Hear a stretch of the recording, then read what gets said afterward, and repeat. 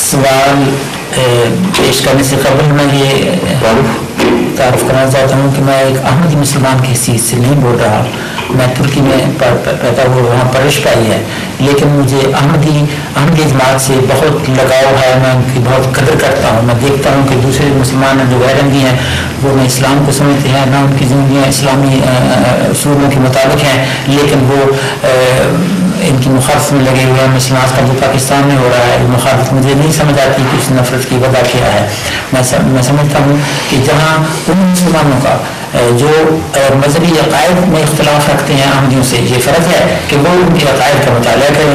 اسی طرح احمدیوں کا بھی یہ فرض ہے کہ وہ ان کو یہ سمجھائیں کہ ہم عقائد میں کیا ہے. میں سمجھتا ہوں کہ وہ مخالفت کرنے میں یا تقاریر پہنچانے میں 100% ناحق پر ہیں, لیکن احمدی جماعت کا بھی فرض ہے کہ وہ ان لوگوں کو سمجھائے اختلافات کے لیے. اور میں آپ سے یہ سوال کرتا ہوں کہ آپ یہ سمجھتے ہیں کہ جماعت احمدی اس بات پر زور دینا چاہیے کہ ہمارے اختلافات کی ان کی وجہ کیا ہے, ان کو کیسے دور کیا جا سکتا؟ شکریہ بہت بہت آپ کا, جزاک اللہ. لیکن ایک مشکل ہے کہ جو خدا تعالیٰ کی تقدیر چلی آ رہی ہے ہمیشہ سے, اس کو کوئی انسان بدل نہیں سکتا. لن تجد لسنت اللہ تبدیلا ولن تجد لسنت اللہ تحویلا. ہمیشہ سے یہ دستور چلا آیا ہے کہ جب بھی خدا تعالیٰ کی طرف سے کوئی سچی آواز اٹھی ہے تو وہ چونکہ دلوں پر اثر کرتی ہے, اس لیے اس کے رستے میں شور ڈالا جاتا ہے اور روک دیا جاتا ہے آوازوں کو اٹھنے سے, تاکہ دوسرے سن کر اثر نہ قبول کر لیں. یہ کوئی پہلی دفعہ واقعہ نہیں ہوا, بلکہ ہر دفعہ یہی واقعہ دوبارہ پھر ہوتا چلا جاتا ہے. چنانچہ حضرت صلی اللہ علیہ وآلہ وسلم سے زیادہ پرشوکت آواز اور تو نہیں ہو سکتی تھی جو دل پر اثر کرتی تھی. وہ آواز اگر پہنچ جاتی تو وہ ساری جنگیں ایک ہونی نہیں تھی جو بعد میں ہوئی, وہ سارا خون خرابہ فساد ممکن ہی نہیں تھا. لیکن اہل عرب نے یہی طریق اختیار کیا کہ قرآن کریم فرماتا ہے کہ ایک دوسرے کو کہا کرتے تھے کہ جب یہ تلاوت کرنے لگے خدا کا پیغام تم تک پہنچائے, والغوا فیہا, تم شور ڈال دیا کرو, آواز ہی نہ پہنچنے دو. اور دوسرا بائیکاٹ کرو, مکے نہ جاؤ, مکے جاؤ تو اس شخص سے ملو نہیں. چنانچہ احادیث سے پتہ چلتا ہے کہ ایک بڑھیا ایک دفعہ بیچاری اسی طرح ڈری ہوئی مکے میں داخل ہو رہی تھی کہ اس کو لوگوں نے کہا تھا کہ یہ جادوگر ہے, اس کے سائے سے بھی بچنا. اس قسم کی باتیں مشہور کر دیتے تھے. آج بھی بالکل یہی حال جماعت احمدیہ سے کیا جا رہا ہے پاکستان میں, بلکہ اس سے بھی زیادہ سخت ہو گیا حال. میں بتاؤں گا کیسے. بہرحال وہ گڑیا کا قصہ سن لیجیے کہ وہ داخل ہوئی ڈرتے کانپتے کہ میں کہیں اس رستے سے نہ گزر جاؤں جہاں نعوذ باللہ من ذالک اس کے نزدیک محمد رسول اللہ صلی اللہ علیہ وسلم کا سایہ پڑتا تھا. تو ہر آدمی سے پوچھتی تھی کہ بتاؤ محمد کس رستے سے گزرتا ہے صلی اللہ علیہ وسلم. خدا تعالیٰ نے اس کو ہدایت دینی تھی. حضرت صلی اللہ علیہ وسلم تشریف لا رہے تھے تو ان سے ہی پوچھ بیٹھی کہ بتاؤ ایک جادوگر ہے محمد, وہ کہاں سے گزرتا ہے. حضرت صلی اللہ علیہ وسلم پر بے انتہا رحمت اللہ کی, آپ نے فرمایا بی تمہارا پاس بوجھ ہے, تمہارے پاس, تم بڑھیا ہو, مجھے بتاؤ تم نے کہاں جانا ہے, میں تمہارا بوجھ اٹھا لیتا ہوں اور تمہیں گھر پہ چھوڑنے جاتا ہوں, پھر تمہیں بتا بھی دوں گا وہ کہاں سے گزرتے ہیں. چنانچہ بڑھیا ساتھ چلی گئی اور جب منزل پہ پہنچے اور حضور اکرم صلی اللہ علیہ وسلم نے اس کا بوجھ اتار کے رکھا تو فرمایا کہ بیوی وہ جادوگر میں ہی ہوں جس کے مطلب لوگ کہتے ہیں کہ جادوگر ہے. اس پر اس بڑھیا نے کہا کہ اگر تم وہ ہو تو تمہارا جادو تو چل گیا مجھ پر. اشہد لا الہ الا اللہ اشہد ان محمد رسول اللہ, یہی حسن خلق کا جادو ہے تو یہ تو سب پہ چلے گا, کوئی روک نہیں سکتا.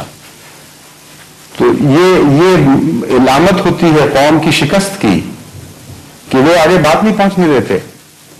جب پاکستان میں جو کچھ ہوا ہے بالکل یہی واقعہ ہوا ہے. ہمارے آنے سے پہلے جب یہ انہوں نے آرڈیننس جاری کیا ہے اس سے پہلے جوق در جوق لوگ ربا آنا شروع ہو گئے تھے اور ہزاروں کے مجمع ہوتے تھے بعض دفعہ روزانہ. بعض دفعہ تو لگتا تھا کہ روزانہ چھوٹا سا ہمارا جلسہ ہو رہا ہے, یعنی لنگر خانے میں دیگوں سے دیگیں پکتی تھیں اور پھر مہمان زیادہ ہو جاتے تھے اور دوبارہ چڑھانی پڑتی تھی. بعض دنوں میں 2,000 تعداد پہنچ جاتی تھی غیر جماعت مہمانوں کے آنے والوں کی. اور پہلے تو ہفتے میں ایک دن ہوا کرتا تھا، اب یہ تقریباً روزانہ سلسلہ شروع ہو گیا تھا.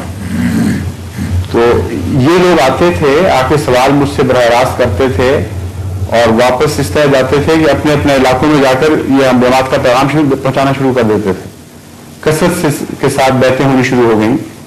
اب جب میں پنڈی گیا ہوں تو آنے سے جب یہ آرڈیننس ہوا ہے اس سے 3 دن پہلے تک میں راولپنڈی میں تھا، اسلام آباد میں، اور گورنمنٹ نے پہرے بٹھا دیے تھے دریا کے اٹک کے پاس بھی اور اسلام آباد کے رستوں پر بھی ناکہ بندی کی ہوئی تھی کہ غیر احمدیوں کی جو بسیں آ رہی ہیں یہاں ملاقات کے لیے ان کو روکا جائے. چنانچہ جو پکڑی جاتی تھی وہ واپس لے جاتی تھی. پشاور کی 2 بھری ہوئی بسیں اٹک کے پل سے واپس کر دی گئی. ایک نکلائی تو وہ اسلام آباد کے ناکہ لگا ہوا تھا پولیس کا، وہاں انہوں نے وہاں سے چوکی سے واپس کرا دیا اور کہا کہ ہمیں حکم ہے. اور CID یہ رپورٹیں کر رہی تھی کہ کسی طرح رک نہیں رہے لوگ، جاب در جاب جا رہے ہیں، ہم کس طرح روک سکتے ہیں.